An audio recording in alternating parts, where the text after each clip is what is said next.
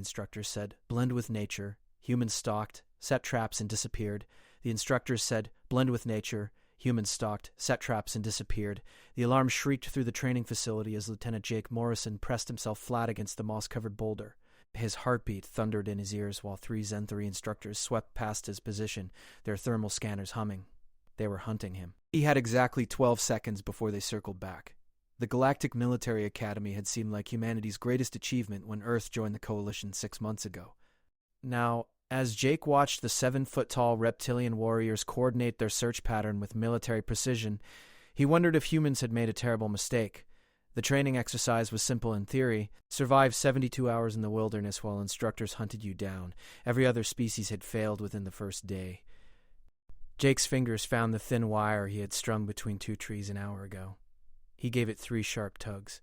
200 meters away, Private Amy Collins received the signal and began her careful retreat through the underbrush. The Zenthar were focused on Jake's last known position, exactly as planned. Instructor Vexthor, the lead hunter, raised his scaled hand, and his team froze. Jake held his breath. The alien's head swiveled slowly, scanning the forest with predatory focus. These warriors had trained 1,000 species. They knew every trick, every hiding spot, every desperate gambit cadets attempted, but they had never trained humans before. Jake waited until Vexthor's attention shifted toward a bird call in the distance. He slipped backward into the hollow beneath the boulder, pulling dead leaves over the opening. The space was barely large enough for his body. Dirt pressed against his face and rocks dug into his ribs, but he remained perfectly still. Footsteps approached. Through a gap in the leaves, Jake watched 3 pairs of clawed feet stop inches from his hiding spot. The Zenthari spoke in their clicking language, discussing search vectors and probability matrices. They stood there for 90 agonizing seconds before moving on. Jake counted to 300, then carefully emerged. His body ached and his uniform was filthy, but he was alive and still in the game. He checked the crude map he had drawn in the dirt before covering it with his boot. Amy should be at the river by now. Danny Carter would be setting up the false trail near the eastern ridge. The Zenthari had technology training and superior physical abilities, but humans had grown up on a planet that tried to kill them daily. Earth had taught humanity to think like prey and hunt like predators simultaneously. The instructors wanted them to blend with nature. They were about to learn what that really meant. Jake moved through the forest like a shadow, avoiding obvious paths and disturbing nothing. He had grown up hunting deer with his grandfather in Montana. Those lessons served him now. Every broken branch told a story. Every disturbed leaf revealed movement. The Zenthari relied on their scanners and training protocols. Humans relied on instincts carved into their genes over millions of years. He reached the rally point as the sun dipped below the horizon. Amy and Danny were already there, hidden in a thicket so dense the instructors would need cutting tools to penetrate it. Both looked exhausted but alert. Amy whispered urgently. 6 more human cadets had been caught in the last 2 hours. The Zenthari were adapting their tactics, spreading their search patterns wider. They had started using aerial drones. Jake smiled grimly. The hunters were about to become the hunted. He pulled out the materials they had gathered over the past day. Vines, sharp rocks, flexible branches. The instructors expected cadets to hide and run. Humans were going to do something different. They were going to set traps. The forest belonged to humanity now. The Zenthari just did not know it yet. Danny worked quickly, his hands steady despite the pressure. He had grown up in the Everglades, where nature demanded respect and cunning in equal measure. The trap he constructed was simple, but effective. A bent sapling, a trigger line, and a cluster of rocks positioned to create confusion rather than injury. The goal was not to harm the instructors, but to make them cautious, slow them down, make them question every step. Amy climbed a tree with practiced ease, carrying thin strips of torn fabric. She tied them to branches at irregular heights and distances, creating false trails that would lead nowhere. The Zenthari would waste hours following ghosts. As darkness fell completely, Jake heard the distant sound of the instructors regrouping. Their frustrated clicking carried through the still air. 12 hours into the exercise, and they had not caught the 3 humans at the rally point. For warriors who had trained countless species, this was unprecedented. Jake knew the real test was just beginning. The instructors would adapt. They would study human tactics and adjust their strategies. But every hour humanity survived was an hour they learned more about their trainers. Every trap they set taught them about Zenthari reflexes and decision-making patterns. The galaxy had underestimated Earth. These aliens saw humans as soft creatures from a mild world. They did not understand that Earth was a death world where everything from the weather to the wildlife tried to kill you. Humans had not conquered their planet through strength or speed. They had done it through persistence, adaptability, and the willingness to turn any environment into an advantage. Jake settled into his hiding spot and closed his eyes for a brief rest. Tomorrow they would move deeper into the forest. Tomorrow they would show the Xanthari what human ingenuity really meant. The 72 hours had just started. The instructors wanted them to blend with nature. Humans were about to teach them that nature was not just a hiding place. In human hands, nature was a weapon. The morning sun filtered through the canopy as Jake woke to the sound of controlled chaos in the distance. The Xanthari had found their first trap. The sharp crack of breaking wood followed by angry clicking told him everything he needed to know. The instructors had triggered the deadfall near the stream crossing. Nobody was hurt, but their pride was definitely wounded. Jake's communication device buzzed with a coded pattern. 3 short, 2 long, 1 short. It was Lisa Chen checking in from her position on the western perimeter. She was still free, still moving, still hunting. 7 humans remained uncaptured now, scattered across 20 square kilometers of dense forest. The Xanthari had expected to finish the exercise by dawn. Instead, they were dealing with ghosts. Amy appeared beside him without making a sound. She had been scouting the northern approach while Jake rested. Her report was whispered quickly. The instructors had split into 3 teams. They were using a new search pattern, something methodical and patient. The Xanthari were learning. Good. Jake wanted them to learn. Every adaptation they made revealed more about their thinking, their limitations, their assumptions. The aliens were brilliant strategists trained in 1,000 worlds of warfare, but they approached problems with military precision. Humans approached problems like survivors. Danny returned from his position carrying an armload of supplies he had scavenged, water purification tablets from a cached supply drop, protein bars that the captured cadets had hidden before being caught, a length of paracord that someone had stashed in a tree hollow.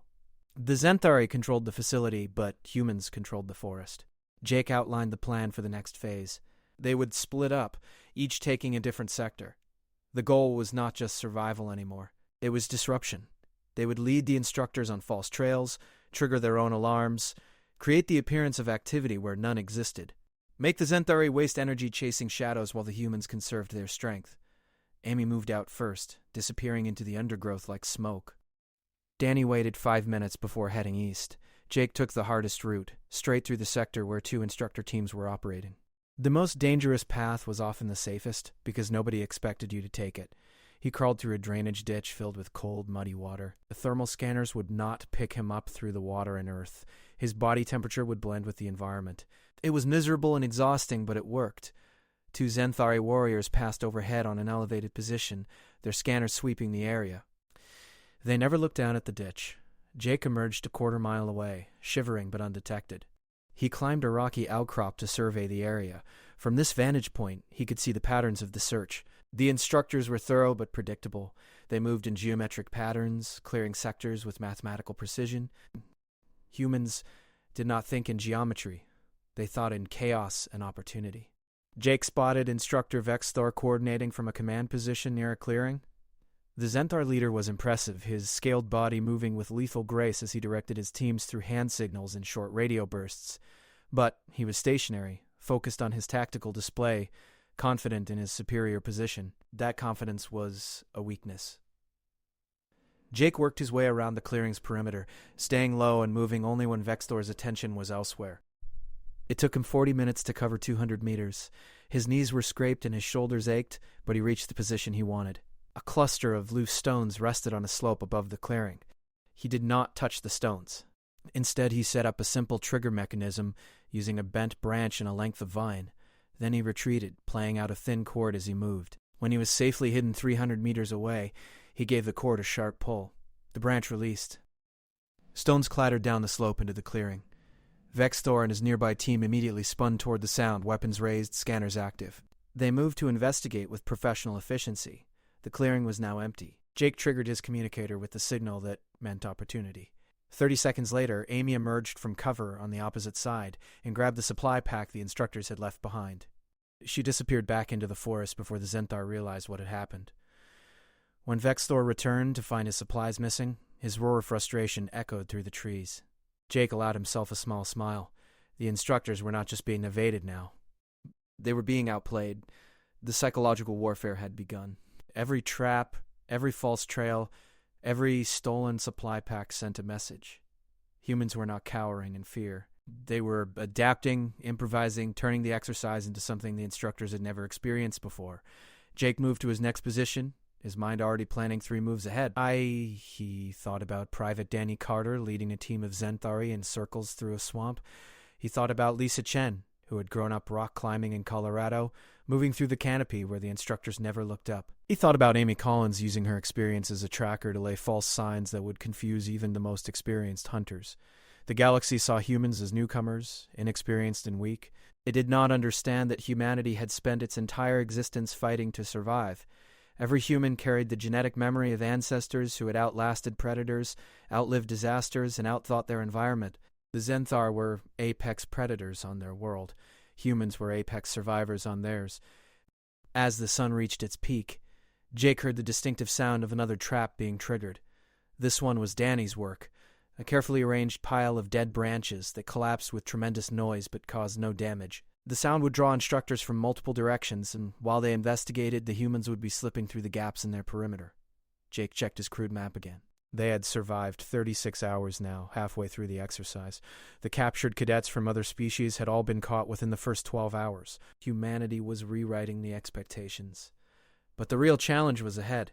The Zenthar would be angry now, embarrassed. They would stop treating this as a routine training exercise and start treating it as a real hunt. The instructors would push harder, think deeper, use every advantage they had. Jake was counting on it. Because every time the Zenthari escalated, they revealed more about themselves. Every tactic they employed taught humanity something new about their future allies and potential enemies. This exercise was not just about survival. It was about learning. And humans were very good at learning. They settled into a hidden observation post and watched the instructors regroup in the distance. They were reorganizing, changing their approach. Bexthor was gesturing emphatically, clearly frustrated. The other instructors listened intently, their body language showing a mix of respect and confusion. They had trained thousands of cadets from hundreds of species, but they had never trained anyone quite like humans. Species that were stronger, faster, had better senses, superior technology, but none of them had humanity's particular combination of stubbornness, creativity, and refusal to accept defeat. Jake ate half a protein bar and drank water he had purified from a stream. His body was tired, but his mind was sharp. The forest around him was alive with sounds and movement. Birds called warnings, insects buzzed, small animals rustled through the undergrowth. To the Zenthari, it was just background noise. To Jake, it was information. He heard the snap of a branch to his left, too heavy to be a small animal. An instructor was moving through the area, carefully, but not carefully enough. Jake remained absolutely still, controlling his breathing, becoming part of the landscape. The Zenthari passed within 10 meters and never saw him. When the coast was clear, Jake moved again. Always moving, always thinking, always adapting. The exercise would end in 36 more hours, but the lessons would last forever. Humanity was showing the galaxy something important. They were showing them that the newest members of the coalition were not to be underestimated. The forest belonged to those who understood it best. And right now, that was humanity. Night fell again, and the temperature dropped sharply. Jake huddled in a natural shelter formed by fallen logs and dense brush, conserving body heat. His communicator buzzed with updates from the other surviving humans. 5 of them remained free now. 2 more had been caught during the afternoon when they made mistakes, got too confident, took unnecessary risks. Jake made a mental note of their errors. Overconfidence killed more soldiers than enemy fire. The Zenthari were skilled hunters and dangerous opponents. Respecting that fact was essential for survival. He heard movement in the darkness. Multiple footsteps, coordinated and purposeful. The instructors were conducting a night sweep, using low-light vision and thermal imaging. Jake had prepared for this. He had covered himself in mud and debris, breaking up his heat signature. He had positioned himself downwind of the likely approach routes. He had chosen a hiding spot with multiple escape routes. The footsteps came closer. Jake could hear the Zenthari breathing, could hear their equipment clicking softly. They were thorough, checking every possible hiding spot, but they were looking for a human trying to hide. They were not looking for a human who had become part of the environment. A beam of light swept across the fallen logs above Jake's head. He did not move, did not even blink. The light moved on. The footsteps continued past his position. The instructors kept searching, kept hunting, but they never found what they were looking for. When they were gone, Jake allowed himself to breathe normally again. His heart was pounding and adrenaline flooded his system, but he had passed another test. He had remained invisible when invisibility mattered most. He thought about the other human cadets scattered through the forest. Each one was fighting their own battle, using their own skills and experience.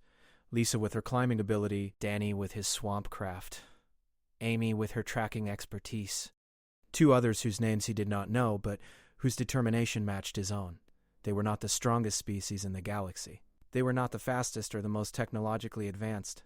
But they were the most stubborn, the most creative, and the most willing to suffer for victory.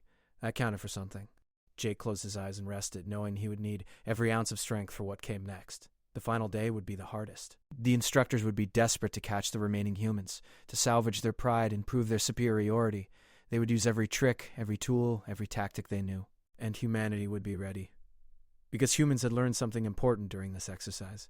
They had learned that they belonged in the galaxy, not as the weakest members or the newest additions, but as equals. They had earned that through sweat, ingenuity, and sheer determination. The forest was silent around him, peaceful in the darkness. But Jake knew it was the calm before the storm. Tomorrow would be war. The final dawn broke, with mist hanging heavy through the trees. Jake woke to find frost covering his shelter. His muscles were stiff and his stomach was empty, but his mind was clear. 18 hours remained until the exercise ended.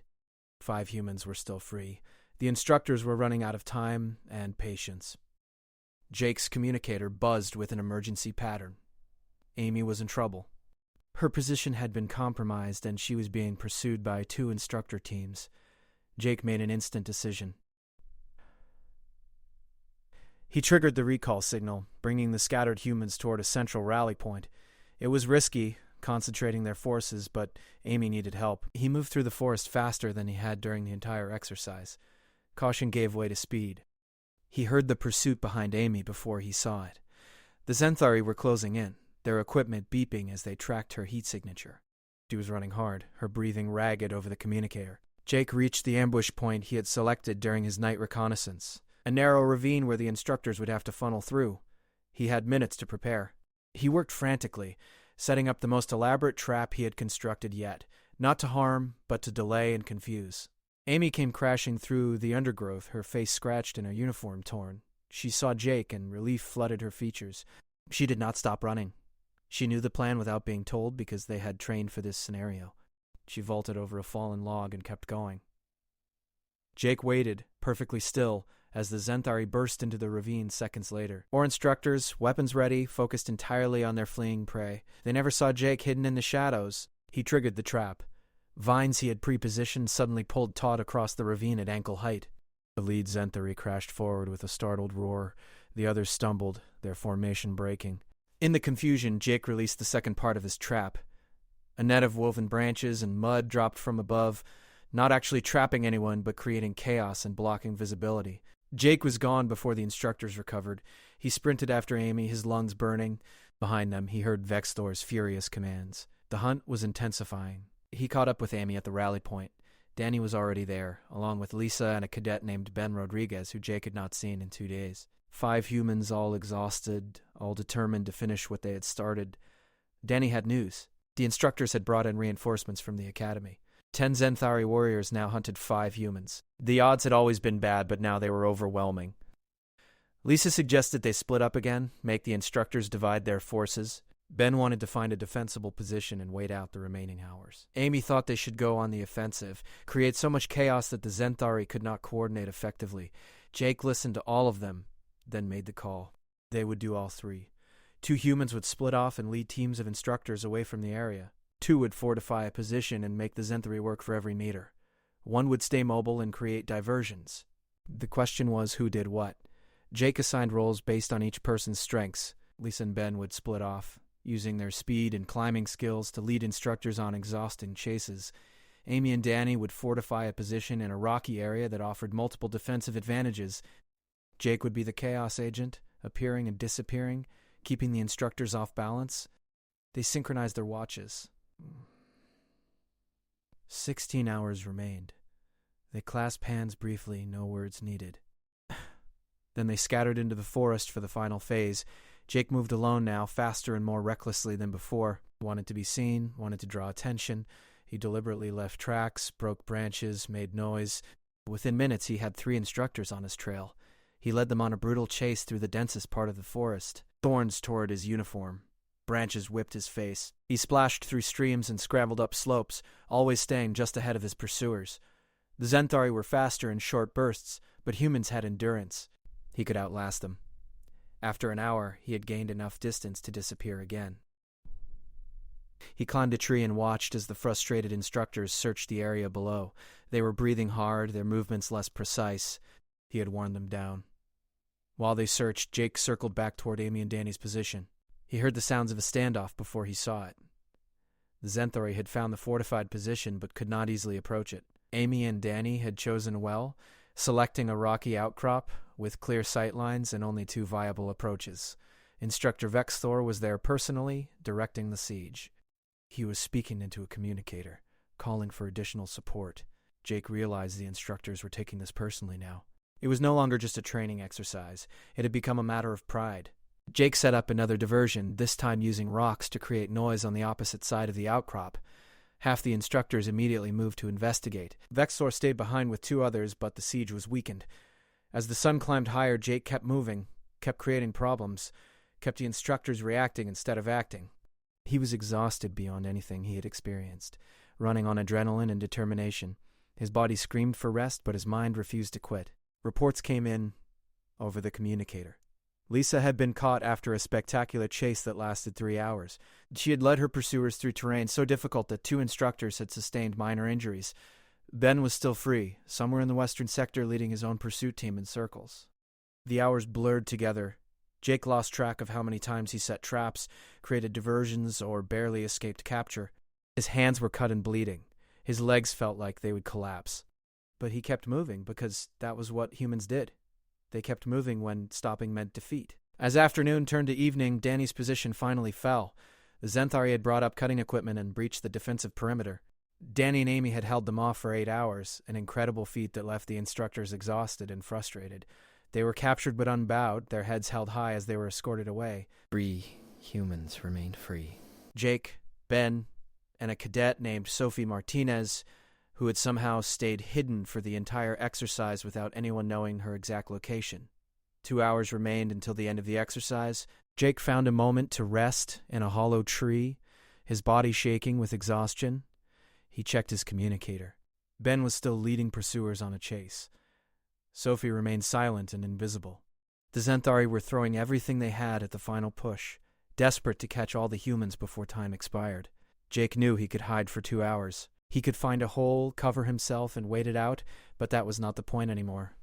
The point was to show the instructors, the academy, and the entire galaxy what humanity was capable of. He stood up, his muscles protesting. He stepped out of the hollow and deliberately triggered a sensor he had been avoiding. Alarms blared. The Zentauri would converge on his position within minutes. Jake ran, not away from the pursuit, but toward it. He had one final lesson to teach. He led them on the chase of their lives, through streams and over rocks, under fallen trees and across clearings. He used every trick he had learned, every skill he possessed. The Zentauri followed with grim determination, their professional pride demanding they catch this impudent human who had made fools of them. The sun touched the horizon. 1 hour remained. Jake could hear the instructors closing in from multiple directions. They had finally boxed him in, cut off his escape routes. He was trapped in a small valley with cliffs on 3 sides. Vexthor emerged from the tree line, flanked by 4 other instructors. The Zentauri leader looked exhausted but triumphant. He raised his weapon, ready to mark Jake as captured. Jake smiled. He had led them exactly where he wanted them. He triggered his communicator with a specific pattern. Suddenly, the valley erupted with noise. Perhaps he had spent days preparing activated simultaneously. Rocks tumbled, branches fell, alarms blared. It was not dangerous, but it was overwhelming, a final demonstration of human ingenuity and planning. In the chaos, Jake slipped through a gap he had left in his own trap. He climbed the cliff face using handholds he had scouted earlier. By the time the instructors realized what had happened, he was gone, ascending into the darkening sky. He reached the top of the cliff as the sun disappeared. 30 minutes remained. He was exhausted, bleeding, barely able to stand, but he was still free.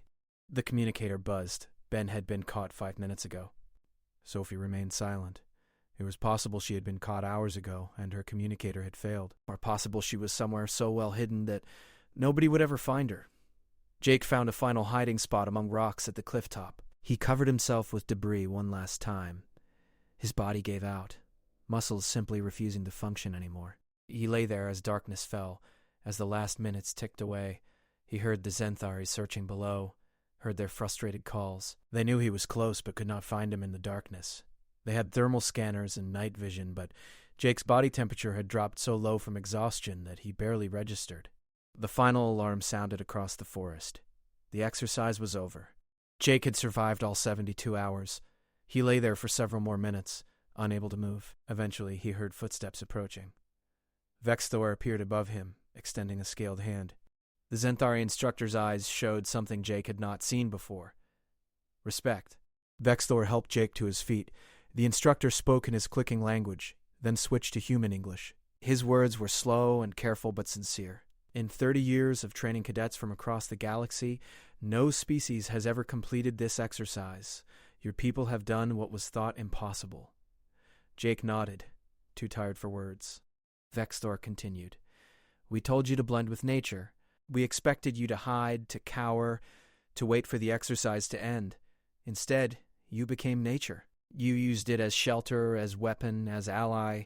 You turned our own training against us. Other instructors appeared, helping Jake down from the cliff. They treated him with a careful respect that had not existed 3 days ago. They had learned something during this exercise, too. The surviving humans were brought to a clearing where the captured cadets waited.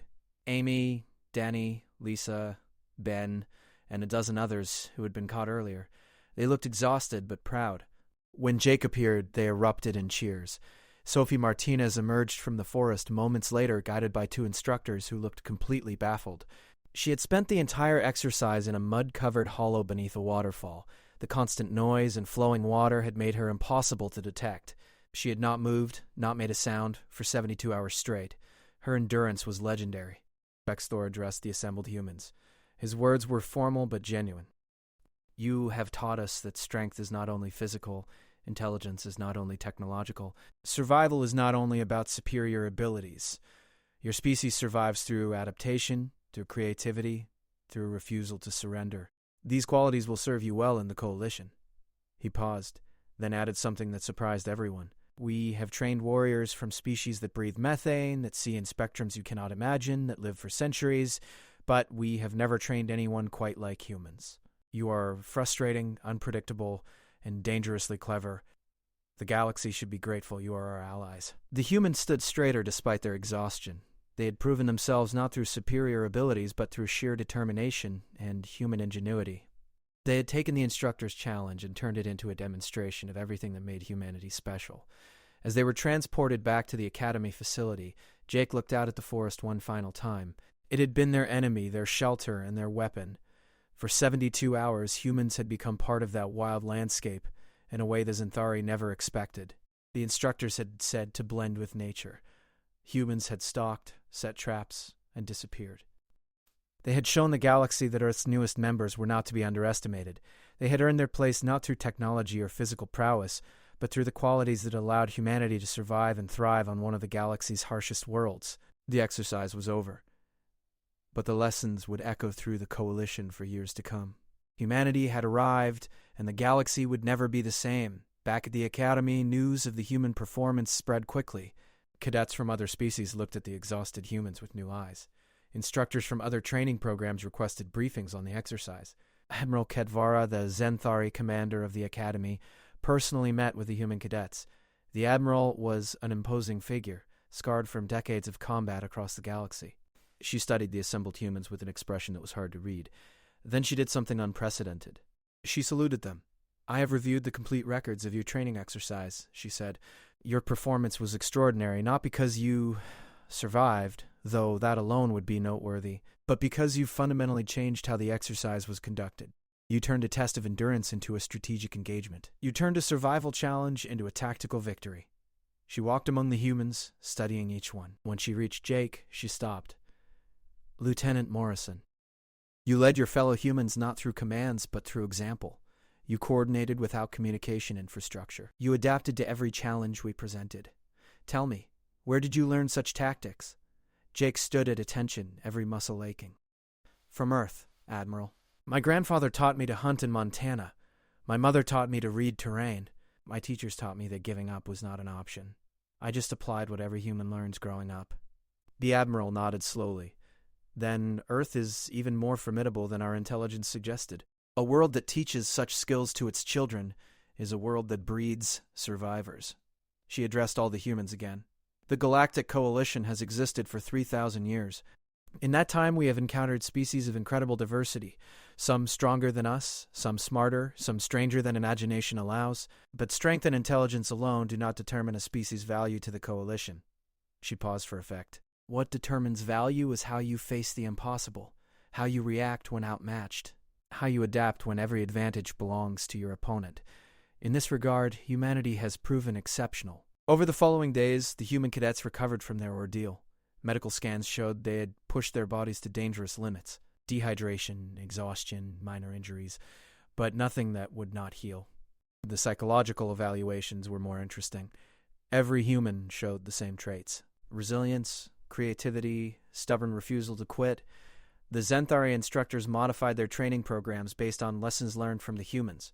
They added sections on unconventional tactics, on environmental adaptation, on psychological warfare. Future cadets would face challenges inspired by human ingenuity. But more importantly, the word spread through the Coalition. The newest members from Earth were not to be underestimated. They lacked the physical advantages of the Zenthar, the mental processing of the Quaril, the technological sophistication of the Vexini, but they possessed something equally valuable. They possessed the ability to thrive in conditions that would break other species. Jake and his fellow survivors were granted advanced standing in their training programs.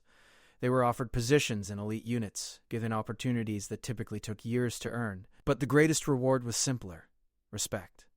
When they walked through the academy halls, other cadets moved aside with deference, not from fear, but from recognition of what the humans had accomplished. Lieutenant Jake Morrison sat in the academy's observation lounge one evening, looking out at the stars. The Milky Way stretched across the viewport, a river of light containing billions of worlds. Somewhere out there were threats the Coalition faced: pirates, hostile species, cosmic anomalies, challenges that would require every bit of courage and cleverness humanity could muster. Amy joined him at the viewport. She had healed quickly, her cuts and bruises fading. But like all of them, she carried the experience differently now. She was more confident, more certain of her place in this vast galaxy. "Do you think they understand us now?" she asked. "The other species?" Jake considered the question. "No." "But they respect us. That's a start." "What comes next? Training, more challenges, eventually real missions, where the stakes are actual lives instead of exercise scores." He looked at her. "We proved we belong here. Now we have to prove we can contribute." Danny and Lisa joined them, along with Sophie and Ben. The 6 humans who had survived the full 72 hours stood together, looking out at the galaxy that was now their home. Sophie spoke quietly. "My grandmother used to say that humans are cockroaches.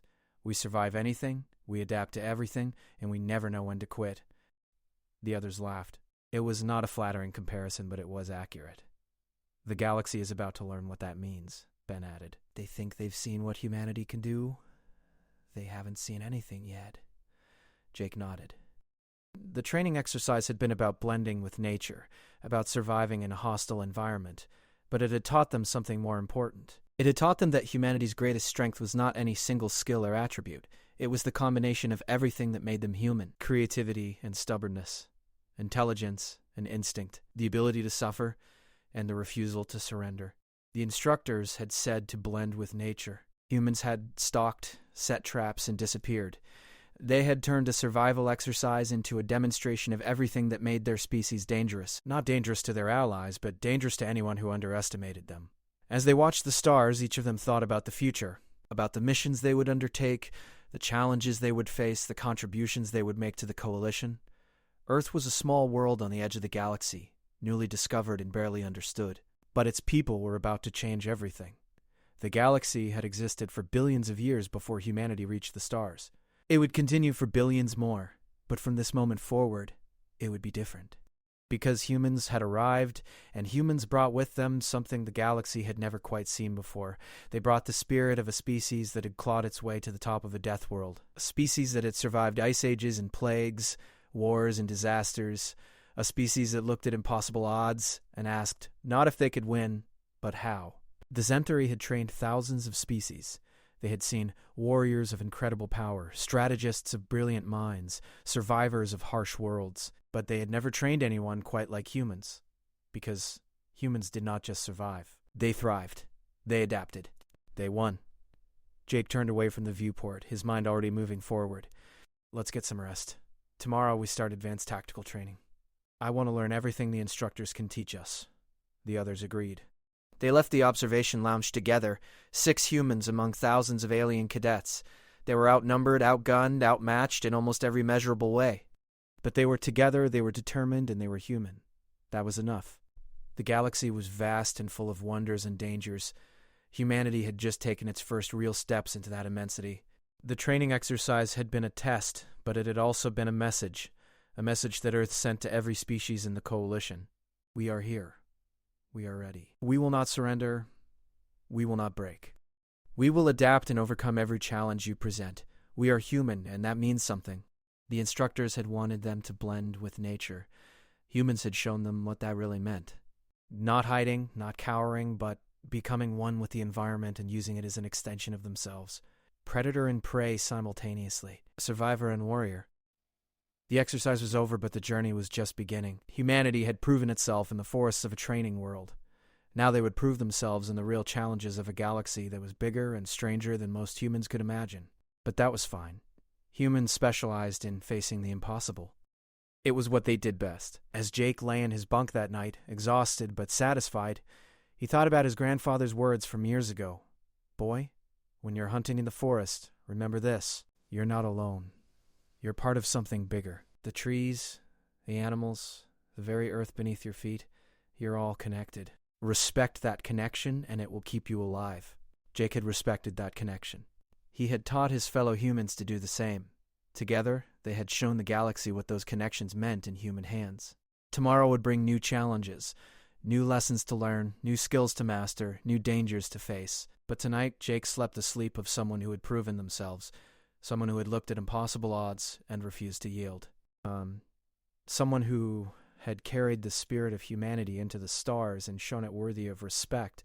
The instructors had said to blend with nature. Humans had stalked, set traps, and disappeared. They had become the ghosts in the forest, the shadows in the darkness, the survivors who refused to quit. The galaxy had been warned. Humanity had arrived.